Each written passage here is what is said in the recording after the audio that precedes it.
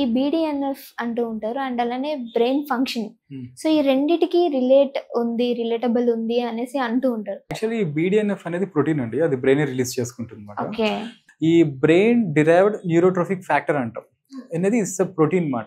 ఇది మనకేంటంటే ఓవరాల్‌గా ఈ కాగ్నిటివ్ ఫంక్షన్‌లో చాలా హెల్ప్ అవుతుంది. It's a crucial role play చేస్తుందన్నమాట. హ్మ్. సో ఇక్కడ ఏంటంటే ఈ బీడీఎన్ఎఫ్ ప్రోటీన్ అనేది చాలా మనకి ఈ కాగ్నిటివ్ ఫంక్షన్, ఈ కాగ్నిటివ్ ఇంపైర్‌మెంట్ రాకుండా చాలా వరకు హెల్ప్ అవుతుంది. హెల్ప్ అవుతుంది. అంటే ఏంటంటే మనకి మెమరీ కావచ్చు, అండ్ లెర్నింగ్ కావచ్చు, ఈ మూడ్ కావచ్చు, వీటన్నిటికి కూడా చాలా హెల్ప్ అవుతుంది. హ్మ్. చాలా మంది క్వశ్చన్ అంటే ఈ బీడీఎన్ఎఫ్ మరి ఎక్కువ రిలీజ్ కావాలి, బీడీఎన్ఎఫ్ ప్రాబ్లమ్స్ రావద్దు దీనివల్ల అంటే దేనివల్ల అంటే ద సింపుల్ ఆన్సర్ ఏంటంటే ఎక్సర్సైజ్ అని చెప్పొచ్చు. ఎక్సర్సైజ్ రెగ్యులర్ ఎక్సర్సైజ్ చేసే వాళ్ళలో ఈ బీడీఎన్ఎఫ్ బ్రెయిన్ న్యూరోట్రోఫిక్ ఈ బ్రెయిన్ డిరైవ్డ్ న్యూరోట్రోఫిక్ ఫ్యాక్టర్ అనేది ప్రోటీన్ అనేది రిలీజ్ అవుతుంది అనమాట. సో ఇంకొకటి ఏంటంటే ఈ డైలీ యాక్టివిటీస్ లో బ్రెయిన్ రిపేర్ అవ్వడానికి సో కూడా అది బీడీఎన్ఎఫ్ ప్రోటీన్ అనేది చాలా హెల్ప్ అవుతుంది మనకి. ఓకే.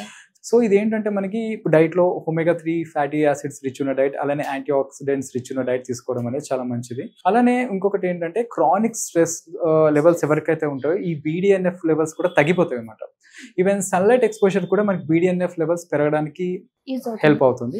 సో ఇది తక్కువ ఉన్నప్పుడు ఏంటంటే మనకి మెమరీ ఇంపైర్మెంట్ కావచ్చు, ఈవెన్ మూడ్ స్వింగ్స్ కావచ్చు, దీనివల్ల ఆల్జిమర్స్ వచ్చే ఛాన్సెస్ కూడా చాలా వరకు ఉన్నాయి మనకి.